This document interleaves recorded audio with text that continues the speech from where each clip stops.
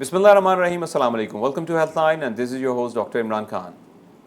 ناظرین، 5 مئی کو پاکستان سمیت دنیا بھر میں دمہ کا عالمی دن منایا جاتا ہے اور اس حوالے سے پبلک کی اویئرنیس کے لیے، آگاہی کے لیے مختلف پروگرامز کیے جاتے ہیں. ناظرین، دمہ پہ آج ہم اپنے پروگرام میں بات کریں گے کہ اس کی وجوہات کیا ہے، اس کی کمپلیکیشنز کیا ہو سکتی ہیں اور اس کے ممکنہ علاج کیا ہے. اور آج ہمارے ساتھ اسٹوڈیو میں موجود ہیں ڈاکٹر افتخار علی سجاد صاحب، who is a consultant pulmonologist. Doctor صاحب، thank you very much for being with us. کیسے ہیں آپ؟ میں الحمدللہ ٹھیک ٹھاک ہے. ڈاکٹر صاحب، سب سے پہلے تو بتائیں کہ ورلڈ استھما ڈے منایا کیوں جاتا ہے؟ بسم اللہ الرحمن الرحیم. First of all I want to pay thanks کہ آپ نے مجھے یہ پلیٹ فارم مہیا کیا تاکہ میں دمہ کے بارے میں آگاہی فراہم کر سکوں. یہ جو ورلڈ استھما ڈے ہے یہ 5 مئی کو اس دفعہ منایا گیا ہے. اس کا مقصد صرف اور صرف یہ ہے کہ یہ ایک ایسی بیماری ہے جو کہ ورلڈ وائڈ ہے اور اس کی پریولنس بہت زیادہ ہے. تو عام پاپولیشن جو کہ اس کے بارے میں پراپر آگاہی نہیں رکھتی، اس کو اس کے بارے میں آگاہی ملے، اس کی وجوہات کا پتہ چلے، ان کو پتہ چلے کہ یہ کتنی حد تک قابل علاج بیماری ہے اور وہ اس کو علاج کریں. یہی اس کا بیسک اور اس کی مقصد جو بنانا. پریونشن. ڈاکٹر صاحب، پبلک کے ایجوکیشن کے لیے بتائیے گا کہ دمہ ہوتا کیا ہے؟ دمہ بیسیکلی اس کو ہم جنرل لفظوں میں یہ کہہ دیتے ہیں کہ یہ سانس کی نالیوں کی الرجی کا مسئلہ ہے. اوکے. ہوتا یہ ہے کہ کچھ لوگ سینسٹیو ہوتے ہیں کچھ الرجن سے، جس میں پولنس بھی آتے ہیں، کچھ کیمیکلز بھی آتے ہیں، ایون ٹیمپریچر چینجز بھی آتی ہیں. اوکے. اس کی وجہ سے ان کے سانس کی نالیوں میں سوزش پیدا ہونا شروع ہو جاتی ہے. اوکے. اس سوزش کی وجہ سے سانس کی نالیوں میں تنگی آنا شروع ہو جاتی ہے اور مریض کو علامات ہوتی ہیں جس میں سانس کا چڑھنا وغیرہ آ جاتا ہے. اس الرجی چونکہ یہ ساری پولنس وغیرہ کا بھی ایک خاص سیزن ہوتا ہے، اسی طرح آج کل گندم کی کٹائی کا سیزن چل رہا ہے تو اس کا بھی خاص سیزن ہے، تو اس کا ایک بڑا اسپیسیفک پیٹرن ہوتا ہے کہ یہ موسم کی تبدیلی کے ساتھ اس کی جو شدت ہے وہ بھی چینج ہوتی رہتی ہے. اوکے. آج کل دمہ کے کیسز بڑھ جاتے ہیں، کچھ موسم ابھی اسٹیبل ہوگا تو اور اس کی وجہ وہ جو ہارویسٹنگ کے دوران جو گرد وغیرہ اڑتی ہے اس کی وجہ سے. بالکل اس کی وجہ سے تو سوزش کی وجہ سے نالیاں جو ہیں تنگ ہو جاتی ہیں اور سانس لینے کا مسئلہ ہوتا ہے. تو انیشلی اس کے علامات کیا ہوتی ہیں دمہ کی؟ اس کی 4 میجر علامات ہیں. اوکے. سب سے پہلے تو سانس کا پھولنا، ٹھیک. دوسرا کھانسی کا آنا. اور یہ سانس پھولتا ہے یہ چلنے پھرنے سے یا ایٹ ریسٹ بھی ہو سکتا ہے؟ یہ عموماً زیادہ چلنے پھرنے سے ہوتا ہے. تیسری جو اس میں فیکٹر ہے جو کہ علامت ہوتی ہے وہ ہے سانس میں سیٹیوں کی آواز کھانا شروع ہو جانا. اوکے. اور چوتھا ہوتا ہے سینے میں گھٹن کا محسوس ہونا. ایک مریض میں یہ چاروں کی چاروں علامات بھی ایک وقت پہ ساروں کی ساری بھی ہو سکتی ہے، اور یہ بھی ہو سکتا ہے ان میں سے کوئی ایک علامت موجود ہو. لائک ہمارے پاس کچھ ایسے مریض آتے ہیں جن کو صرف کھانسی کا مسئلہ ہوتا ہے، سانس نہیں پھول رہا ہوتا. لیکن کچھ ایسے ہوتے ہیں جن کو کھانسی بالکل نہیں آ رہی ہوتی، وہ آ کے کہتے ہیں کہ رات کو جب میں سوتا ہوں میرے سینے میں سیٹیوں کی آواز آنا شروع ہو جاتی ہے یا جکڑن محسوس ہونا شروع ہو جاتی ہے. تو ہو سکتا ہے کہ یہ چاروں کی چاروں علامات بھی موجود ہوں، ان میں سے 2، 3 یا 1 علامت کے ساتھ بھی آ سکتے ہیں. اور یہ جو سیٹیوں کی آواز ہے یہ بھی انہی نالیوں کی تنگی کی وجہ سے؟ ہاں جی، اسی نالیوں کی تنگی کی وجہ سے. جب ہوا کو گزرنے کے لیے ایک نیرو پاتھ وے ملتا ہے تو وہ اس میں سے جب ایک ریپڈ سپیڈ سے گزرتی ہے تو سیٹی کی آواز پروڈیوس کرنا شروع. اوکے. تو بیسیکلی جو ہے وہ ان نالیوں کی سوزش کی وجہ سے جو بھی سمٹمز آ رہی ہوتی ہیں اس میں سب بچوں میں بھی ہو سکتا ہے یہ دمہ جو ہے؟ سب سے پہلے جو علامات، جو استھما کی سب سے پہلی علامت ہے وہ زیادہ بچپن میں آنا شروع ہو جاتی ہے. اوکے. اکثر جو استھمیٹکس ہوتے ہیں فرسٹ ٹائم بچپن میں 2 سے 3 سال کی عمر میں پریزنٹ کر جاتے ہیں، اور اکثر ان کی جو پیرنٹس آ کے کمپلینٹ کرتے ہیں وہ یہی کرتے ہیں کہ رات کو جب ہمارا بچہ سوتا ہے تو اس کے سینے میں سے سانساں یا سیٹیوں کی آواز آنا شروع ہو جاتی ہے. اوکے. اور اکثر اس کو یہ تعبیر کرتے ہیں کہ اس کو نا سینے کی انفیکشن ہوگی، حالانکہ یہ انفیکشن نہیں ہے، یہ الرجی کا مسئلہ ہوتا ہے اور اس میں اینٹی بایوٹکس کا کوئی رول نہیں ہوتا. اچھا. تو یعنی اگر بلغم بھی بن رہی ہو تو اس کا مطلب ہے کہ اس کو الرجی ہی ہے؟ الرجی ہی ہے. کیونکہ جیسے میں نے آپ کو بتایا جب الرجنز آ کے سوزش پیدا کرتے ہیں تو جہاں بھی سوزش ہوتی ہے وہاں پہ میوکس سیکریٹ ہوتا ہے. اوکے. تو جو میوکس ہوتا ہے سانس کی نالیوں میں جو بنتا ہے وہ اوپر بلغم کی صورت میں آتا ہے. اوکے. انفیکشن اس صورت میں ہوتی ہے اگر اس بلغم کا رنگ سبز یا پیلے رنگ کا ہو یا مریض کو بخار کی علامت ساتھ میں ہو رہی ہو. اوکے. تو یقیناً ساتھ میں انفیکشن ہوگی. اگر ان دونوں میں سے کوئی بھی چیز نہیں ہے تو یہ صرف اور صرف الرجی کی وجہ سے. کیونکہ بچوں میں تو اس طرح سے ایکسپوجر نہیں ہوتا، جس طرح آپ نے بتایا کہ 2-3 سال کی عمر میں ہی یہ پریزنٹ کر دیتا ہے، وہ تو اتنا زیادہ ان کا انوائرمنٹ کے ساتھ ایکسپوجر نہیں ہوتا. تو کیا یہ بچپن میں کچھ ایسی ان کی ڈیولپمنٹ میں کوئی ایسی کمی رہ جاتی ہے یا شروع سے ہی ان کی کوئی ڈیولپمنٹ اس طرح سے ہوئی ہوتی ہے کہ وہ الرجک ہوتے ہیں ٹو سرٹ؟ نہیں، بیسیکلی یہ والی جو استھما بیماری ہے یہ ایکوائرڈ نہیں ہے. یہ نہیں ہو سکتا کہ وہ زندگی کے دوران کسی دوسرے مریض سے ایکوائر کر لے. یہ اس کے جینز میں ہوتا ہے کہ وہ اس چیز کو الرجک ہے. دمے کا مریض ہے تو اس سے دوسرے بندے کو دمہ نہیں ہو سکتا. یہ اس کے جینس میں ہے. پیرنٹس کی طرف سے یا جو بھی بلڈ ریلیٹیوز میں اگر کسی کو دمے کا مسئلہ ہے تو اس میں چانسز بڑھ جاتے ہیں. جی رائٹ. ڈاکٹر صاحب استھما پہ ہم بات چیت کا سلسلہ جاری رکھیں گے. ناظرین we need to take a short break. We'll be back after a break. Welcome back to health Line. We have doctor Iftikhar Ali Sajjad صاحب. ڈاکٹر صاحب ہم بات کر رہے تھے بچوں میں جو استھما ہوتا ہے اس پہ. اب بچے تو اس طرح سے اپنا خیال بھی نہیں رکھ سکتے, وہ اویئر بھی نہیں ہوتے کہ کون سی چیز جو ہے اس سے ہم کو الرجی ہے. تو اس میں اس صورتحال میں والدین کی کیا جو ہے وہ ذمہ داریاں ہوتی ہیں, یا وہ کیا ایسا کریں جو ان کے بچے جو ہیں وہ کم سے کم اس مرض کا شکار ہوں؟ اچھا, اس کے بارے میں جو استھما ہوتا ہے نا, اس کے دو چیزیں ہوتی ہیں. کچھ ایسے فیکٹرز ہوتے ہیں جو کہ کنٹرولیبل ہیں, کچھ ایسے فیکٹرز ہیں جو ہم کنٹرول نہیں کر سکتے. تو جو کنٹرولیبل فیکٹرز ہے یقیناً اس میں بچوں کے پیرنٹس بڑا اہم رول ادا کر سکتے ہیں. لائک ہمارے گھر میں اکثر قالین بچھا ہوتا ہے, تو قالین استھما کو ورسن کر رہا ہوتا ہے, اس میں ڈسٹ مائٹس ہوتے ہیں. تو ایسے گھر جہاں پہ ایسے بچے موجود ہیں جو کہ ایستھمیٹک ہیں, وہاں پہ قالین اور پردے, اکثر کرٹنز ہوتے ہیں, کرٹنز میں بھی ڈسٹ اکثر پھنس جاتی ہے ساری صفائی کے باوجود. تو یہ چیزیں استھما کو پریسپٹیٹ کر رہی ہوتی ہیں. اس کے علاوہ فریش پینٹ اگر ہو, وہ گھر جن میں براہ راست سورج کی روشنی نہیں آتی, ان گھروں میں رہنے والے جو افراد ہوتے ہیں ان میں بھی استھما کا رسک بڑھ جاتا ہے. اس کے علاوہ اگر بچوں کے والدین خصوصاً کچھ پرفیومز وغیرہ یوز کر رہے ہیں تو وہ بھی استھما کے رسک کو بڑھاتے ہیں. یہ کہا جاتا ہے کہ وہ بچے جو کہ مدر فیڈ کرتے ہیں, ماں کا دودھ پیتے ہیں, ان میں استھما کا رسک کم ہو جاتا ہے بنسبت ان بچوں کے جو کہ فیڈر یا آرٹیفیشیل ملک پہ پڑ رہے ہوتے ہیں. اسی طرح ایک تھیوری آئی تھی کافی عرصہ پہلے, ابھی بھی کچھ حد تک پریولنٹ ہے, ہائیجین ہائپوتھیسس. اس میں یہ تھا کہ وہ بچے جو کہ بہت ہی زیادہ صاف ستھرے انوائرمنٹ میں رہتے ہیں ان میں استھما کا رسک بڑھ جاتا ہے. اس کی وجہ کوئی امیونٹی کا ان کا ہے؟ بالکل, اس کی وجہ یہ ہے کہ جو بچے عموماً ڈسٹ میں, مطلب جو مٹی ہوتی ہے نا, ناٹ ڈسٹ, جو کہ مٹی والا انوائرمنٹ ہوتا ہے, اس میں اکثر کھیلتے ہیں, ان میں اکثر کچھ نہ کچھ ورمز یا پیراسائٹس ہوتے ہیں جو کہ ان کی گٹس میں گرو کرتے ہیں. وہ جو ایوسینوفلز ایک خاص خلیے ہوتے ہیں جو کہ ہمارے بلڈ میں موجود ہیں, جو الرجی پیدا کر رہے ہوتے ہیں, تو ان کو وہ کنزیوم کر لیتے ہیں, جس کی وجہ سے وہ استھما نہیں پروڈیوس کر پاتے. مطلب وہ اتنے رہتے نہیں کہ استھما کی سمٹمز پروڈیوس کر پاتے. یعنی جو نیچرل انوائرمنٹ ہے اس کے جتنا آپ قریب رہیں گے, نیچر کے قریب رہیں گے, آپ اتنا جو ہے وہ بچے رہیں گے. اور جیسے آپ نے پرفیومز کا بتایا کہ پیرنٹس یوز کرتے ہیں, ابھی آپ شاپس پہ دیکھیں تو بچوں کے لیے بھی باڈی اسپریز جو ہیں مختلف جو ہے وہ اویلیبل ہیں. تو کیا یہ کس حد تک سیف ہیں بچوں کے لیے؟ اگر فرض کریں کسی بچے کو استھما نہیں بھی ہے, یو نیور نو, تو وہ باڈی اسپرے بچوں چھوٹوں کے لیے یوز کرنا کتنا سیف ہے؟ اچھا, جو اسپرے ہے کوشش کریں کہ وہ نہ یوز کریں, کیونکہ اس میں ریزن یہ ہوتی ہے کہ جب اسپرے یوز کیا جاتا ہے تو اس میں کیمیکلز ہوتے ہیں, وہ استھما نہ بھی پروڈیوس کریں تو کئی دفعہ کیمیکل نیمونائٹس پروڈیوس کرتے ہیں, جو کہ پھیپھڑے کی سوزش, جس کو نمونیا کے طور پہ بچے بعض اوقات پریزنٹ کرتے ہیں.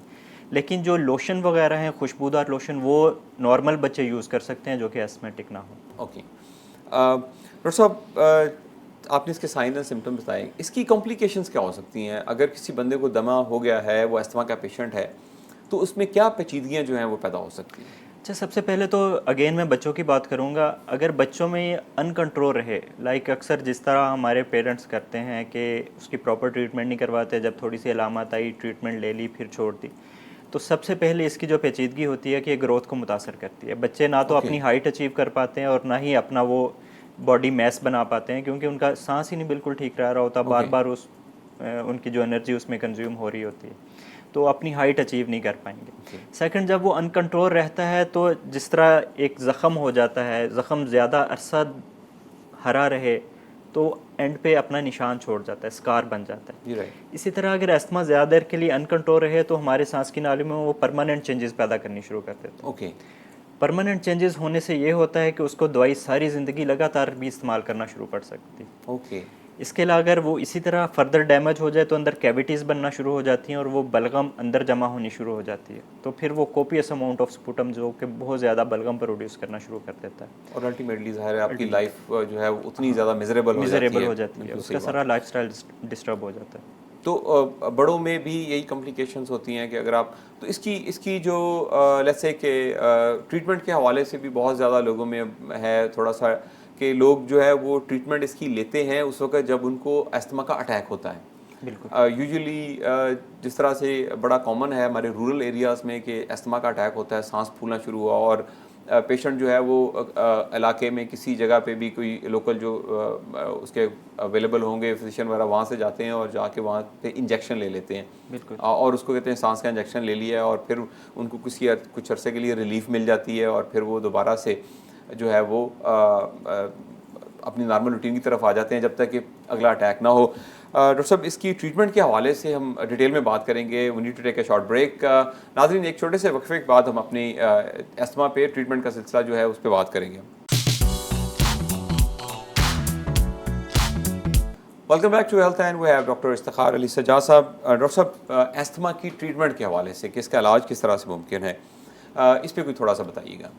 استھما کی ٹریٹمنٹ بیسیکلی سب سے زیادہ ڈپینڈس کرتی ہے پیشنٹ کی سمٹمس کے حوالے سے، اوکے، اور اس کی اوبویسلی اسپائرومیٹری ایک ٹیسٹ ہوتا ہے جس کے ذریعے ہم سانس کی نالیوں کی تنگی کا اسیس کرتے ہیں۔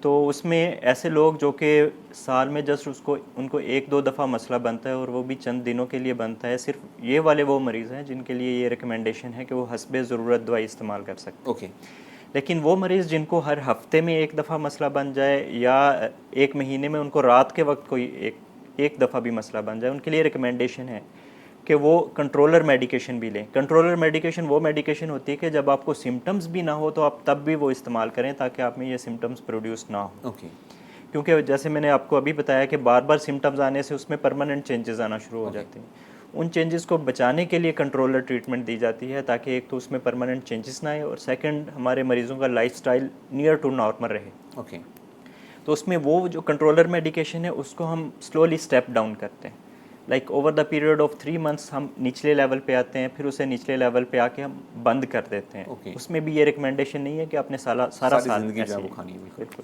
تو اس میں اصل میں ایشو یہ ہے کہ چونکہ انہیلرز بھی آپ لوگوں کی طرف سے ریکمینڈ کیے جاتے ہیں تو لوگ بڑا ڈرتے ہیں انہیلر سے، آپ کس طرح کمپیئر کریں گے کہ ٹیبلٹس جو ہیں وہ زیادہ سیف ہیں، گولیاں جو ہیں، یا پھر انہیلر جو پمپ جس کو ہم کہتے ہیں؟ عمران بہت شکریہ، بہت اچھا اور اہم سوال پوچھا آپ نے اس حوالے سے، اور یہ بڑا متھ ہے ہمارے سوسائٹی میں پایا جاتا ہے کہ انہیلر ایک دفعہ یوز کر رہے ہیں تو شاید لگ جاتے ہیں۔ بالکل۔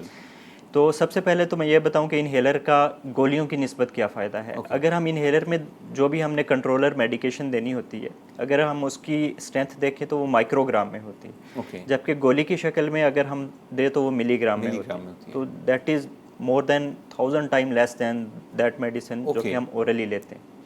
اس کے علاوہ جو ہم اورلی میڈیکیشن لیں گے سب سے پہلے وہ ہمارے معدے میں جا کے بلڈ میں جائے گی، سارے جسم میں گھومے گی، پھر پھیپھڑوں میں جائے گی۔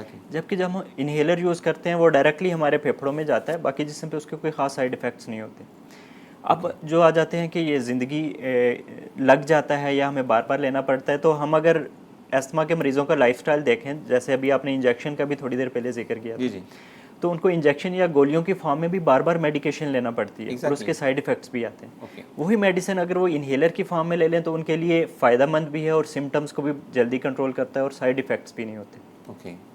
اب آپ شوگر کے مریض دیکھتے ہیں یا بلڈ پریشر کے مریض دیکھتے ہیں، ان کے متعلق تو ہم نہیں کہتے کہ ان کو شوگر کی گولی یا بلڈ پریشر کی گولی لگ گئی ہے تو وہ نہ کھائیں تو شاید وہ ٹھیک رہیں۔ تو اسی طرح جو استھما کے مریضوں کی ریکوائرمنٹ ہوتی ہے، اگر وہ یہ میڈیسن نہیں لیں گے تو سانس کی نالیوں کی سوزش کیسے کم ہوگی؟ اس کو کم کر کے نارمل لیول پہ رکھنے کے لیے یہ ان کی ریکوائرمنٹ ہے، نہ کہ یہ ان کو لگ جاتے ہیں۔ جیسے میں نے آپ کو بتایا، ان کو ہم سٹیپ ڈاؤن کر کے بند بھی کر دیتے ہیں تاکہ ایک حد تک جب انفیکشن کنٹرول، سوزش کنٹرول ہو جائے تو اوبویسلی یہ ضرورت نہیں رہے گی، پھر دوبارہ جب مسئلہ بنے سال بعد 2 سال بعد ہو سکتا ہے ان کو دوبارہ یہ میڈیسن لینی پڑے، لیکن یہ نہیں ہے کہ ساری زندگی کے لیے یہ لگتا ہے۔ تو آپ کے خیال میں یہ زیادہ سیف ہے، انہیلر جو ہے وہ بہت زیادہ سیف ہے ٹیبلٹس اور اس کے؟ مزید کچھ لوگوں نے کچھ ایسی ہوم ریمیڈیز بنائی ہوئی ہیں کہ جیسے کہ اگر رات کو سانس خراب ہو رہا ہے تو وہ کبھی کبھار جو ہے وہ گرم پانی کی بھاپ لے لیتے ہیں، اسٹیم لے لیتے ہیں، اس میں کس حد تک جو ہے وہ افیکٹو ہے یا مؤثر ہو سکتی ہے؟ جو اسٹیم ہے یا کچھ لوگ جو شاندہ بھی استعمال کرتے ہیں اس کا کچھ سودنگ ایفیکٹ لازمی آتا ہے۔ لائک جو اریٹیشن ہمارے گلے میں پیدا ہو رہی ہوتی ہے یا تھوڑی بہت بلغم بن رہی ہوتی ہے اس کو وہ پتلا کر دیتا ہے اور وہ آسانی سے تھوڑا نکل آتی ہے۔ تو it has just minor role اس کی مینجمنٹ میں۔ اس میں لاسٹ سوال جو ہے وہ یہ ہے کہ ابھی چونکہ کرونا کا بھی چل رہا ہے سلسلہ اور ساری، تو اس چونکہ کرونا بھی میجرلی جا کے پھیپھڑوں کو ہی متاثر کرتا ہے، تو ایسے لوگ جو پہلے سے دمہ کے مریض ہیں اور ان کے لیے کیا خطرات ہیں اور احتیاط کیا ہے اس میں؟ یہ بھی ایک بڑا اہم سوال ہے آج کل کی پینڈیمک کے حوالے سے. ابھی جو USA کی جینا کی گائیڈ لائنس ہمارے پاس آئی ہیں, انہوں نے یہی ریکمینڈ کیا ہے کہ جو دمہ کے مریض ہیں وہ اپنی ساری دوائیاں جس طرح اس پینڈیمک سے پہلے استعمال کر رہے تھے ویسے ہی استعمال کریں. ان کے لیے بھی سیم پریونٹیو میجرز ہیں جو کہ جنرل پاپولیشن کے لیے ہیں, کہ ماسک کب استعمال کرنا ہے. اگر گھر میں کسی کو ماسک استعمال کرنے کی ضرورت نہیں ہے انٹل انلیس اس کو خود نزلہ زکام یا کھانسی وغیرہ کا مسئلہ ہو. اگر وہ کسی رش والی جگہ پہ جا رہا ہے, لائک ہاسپٹل کوئی وزٹ کرنے جا رہا ہے, یا کسی ڈپارٹمنٹل اسٹور میں جا رہا ہے, یا بازار مارکیٹ میں کسی پرپز کے لیے جانا چاہ رہا ہے, تو اس وقت اس کو ماسک لازمی یوز کرنا چاہیے. لیکن ہر جگہ لائک اگر بائک پہ اکیلا سفر کر رہا ہے یا گاڑی میں اکیلا سفر کر رہا ہے, جو میڈیسن ہے وہ اسی طرح سے کنٹینیو کرے, اور جو بھی پریونٹیو ایک عام بندے کے لیے ہیں پریونشن کے لیے بالکل سیم پریونٹیو میجرز ہیں. سوری, ایک اور چیز میں آپ کی اس پہ چاہتا ہوں کہ آپ اس پہ روشنی ضرور ڈالیں, وہ ہے اس کی جو فوڈ کے متعلق ہے کہ دمہ کے مریضوں کو بہت ساری ہمارے جو سوسائٹی میں خوراک جو ہیں وہ بند کر دی جاتی ہیں کہ آپ چاول نہیں کھائیں گے, آلو نہیں کھائیں گے, اور ایسی ساری چیزیں. تو فوڈ کا کیا رول ہے کوئکلی؟ اچھا, یہ بھی بڑا اہم سوال. ہمارے ہاں اکثر مت پائی جاتی ہے کہ کیلا یا چاول کھانے سے دمے کا مسئلہ بڑھ جاتا ہے, حالانکہ ایسی کوئی ریئلٹی نہیں ہے. آپ ہر قسم کا پھل اور سبزی اور کوئی بھی چیز استعمال کر سکتے ہیں. صرف وہ چیزیں جو کہ آپ کا گلا خراب کر سکتی ہیں, لائک اگر نیا پھل آیا جو کہ کھٹا ہے وہ آپ کا گلا خراب کر دے گی. آج کل لوگ بہت زیادہ ٹھنڈا پانی پی رہے ہیں, وہ بھی گلا خراب, انفیکشن ریٹ بڑھا دیتی ہے. تو جو ہمارے گلے کی انفیکشن ہے وہ ہمارے استما کو انڈائریکٹلی ورسن کر دیتی ہے. تو اگر چاول بالکل سادہ نمکین چاول بنے ہوئے ہیں یا کیلا ایون کھا رہے ہیں تو ہمارے استما کو اس کا کوئی خطرہ نہیں ہے, وہ ایزیلی یوز کر سکتے ہیں. اور اسپیشلی اس میں وائٹامن ڈی کا بڑا رول ہے. وائٹامن ڈی جو یوز کرتے ہیں ریگولرلی ان میں استما کی سیویرٹی ذرا کم ہو جاتی ہے. بہت شکریہ ڈاکٹر افتخار آپ کا, اور بڑی ویلیبل انفارمیشن تھی. ناظرین, استما کے حوالے سے ڈاکٹر صاحب آپ کو بتا رہے تھے کہ کس طرح سے اس کی جو علامات ہیں, کمپلیکیشنز کیا ہو سکتی ہیں, اور اس کی ٹریٹمنٹ آپشنز.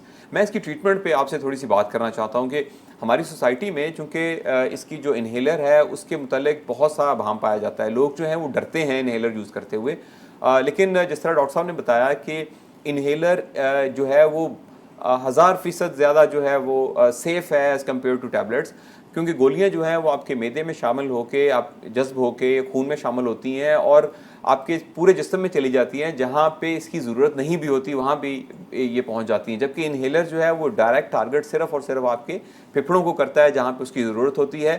اپنے طور پہ کسی بھی بیماری کا علاج کرنا جو ہے وہ مشکلات کو اور کمپلیکیشنز کو دعوت دینا ہوتا ہے.